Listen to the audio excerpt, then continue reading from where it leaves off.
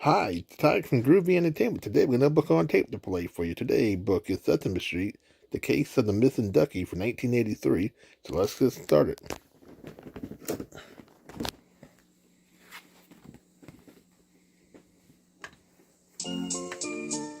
The Case of the Missing Duckie by Linda Hayward. Illustrated by Maggie Swanson.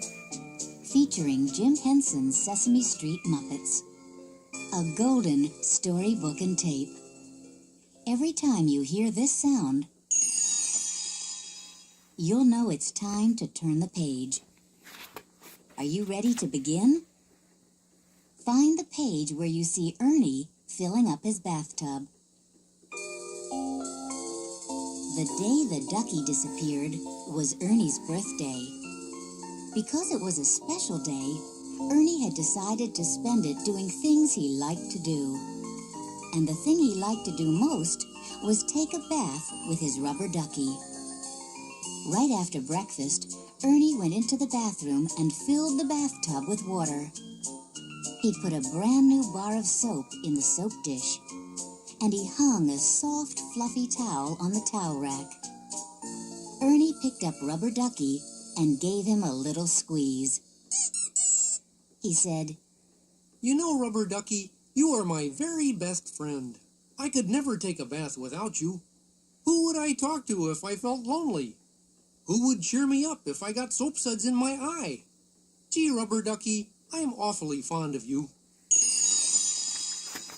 Just then the telephone rang, and Ernie went to answer it. I bet someone is calling to wish me happy birthday.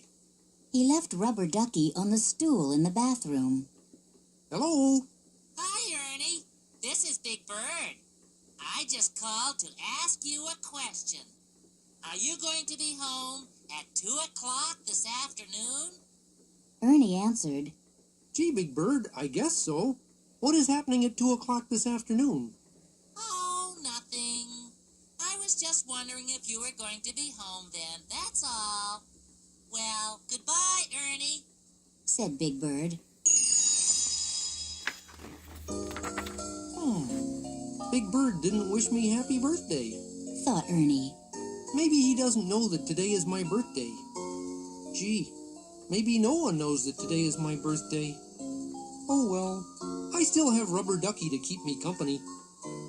When Ernie returned to the bathroom, he had a strange feeling that something was missing. Now, what could be missing? I remembered the soap. I remembered the towel. Rubber Ducky, what did I forget?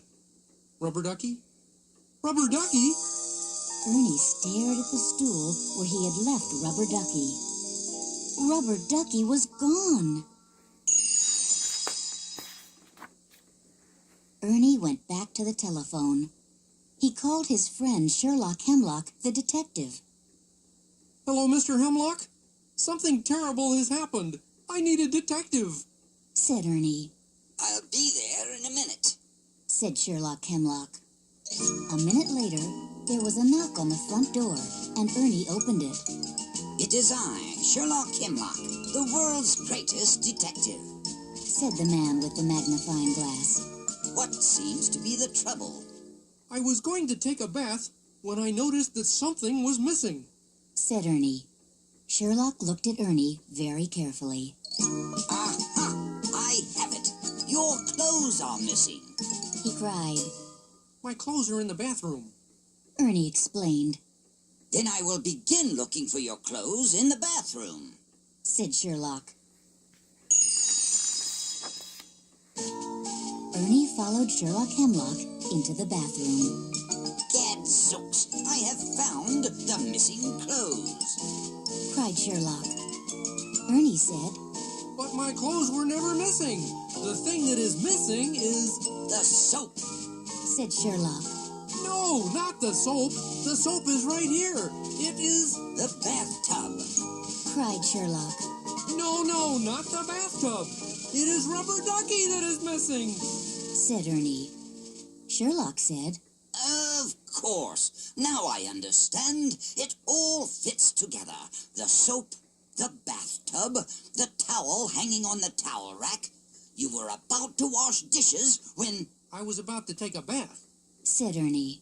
You were about to take a bath when your rubber guppy jumped out of the water, said Sherlock.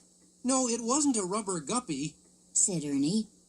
Rubber puppy, ruffled buggy, dubby nucky, said Sherlock in a puzzled sort of way.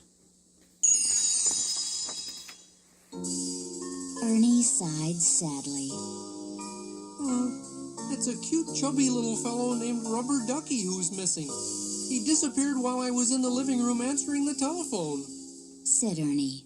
In that case, I shall call this case the case of the missing ducky, and I shall begin solving this case by looking for clues in the living room. Let me tell you about clues, Ernie, said Sherlock as he inspected the telephone. A clue can be as small as a scrap of paper or a piece of thread or a speck of dust. Sherlock looked in the wastepaper basket. He picked up a pincushion. He lifted the corner of the rug. Sherlock opened the closet door and poked around inside. A clue can be something so tiny that no one but a detective would notice it, he told Ernie. But Ernie did not hear Sherlock. He was on his way back to the bathroom to take his bath. I guess I'll just sit in the bathtub and look at the faucet and talk to the soap and... Oh, what am I going to do without Rubber Ducky? But Sherlock did not hear Ernie. He was still looking for a clue. And I, Sherlock Hemlock, the world's greatest detective, will go on searching for the missing rubber... the missing rubber... Now, what was it that I shall go on searching for? Asked Sherlock Hemlock. 10 minutes later, Ernie was still sitting in the bathtub, staring at the faucet and feeling very sad, because there's nothing sadder than being sad on your birthday when Sherlock popped in, carrying a big box full of rubber bands. The case of the missing rubber bands is solved, said Sherlock. Gee, Mr. Hemlock, that's Bert's rubber band collection. His rubber band collection isn't missing, said Ernie. As Ernie was drying off, Sherlock stuck his head into the bathroom again. Here it is, the missing rubber plant, he cried. That's Bert's rubber plant. I didn't lose a rubber plant. How could I take a bath with a rubber plant? Said Ernie. He was just putting on his shirt when Sherlock appeared again. Sherlock's arms were full. I, Sherlock Hemlock, have found the missing rubber ball, the missing rubber raft, the missing rubber glove, and the missing rubber stamp. I'm sorry, Mr. Hemlock, but none of those things is missing, said Ernie. Just then, Bert came into the bathroom. He said, Hey, Ern, have you seen my rubber stamp, my rubber glove, my rubber raft, my rubber ball, my rubber plant, and my rubber bands? They're all missing. Everything is here in the bathroom, Bert. Everything except Rubber Ducky, said Ernie. Egad, don't tell me that Rubber Ducky is missing too, cried Sherlock. Finally, he decided to stop searching for clues in Bert's room and went into the kitchen. Gadzooks!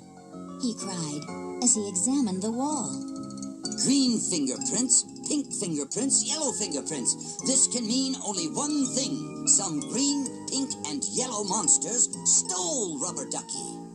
Sherlock decided to hide in the living room closet and wait for the green, pink, and yellow monsters to return.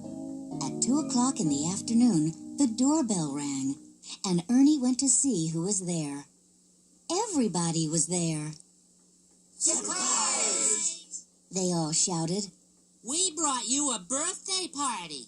That's why I wanted to know if you would be here at 2 o'clock, said Big Bird. It was a wonderful birthday party. There were presents and lots of big, fat balloons. Green balloons, pink balloons, yellow balloons.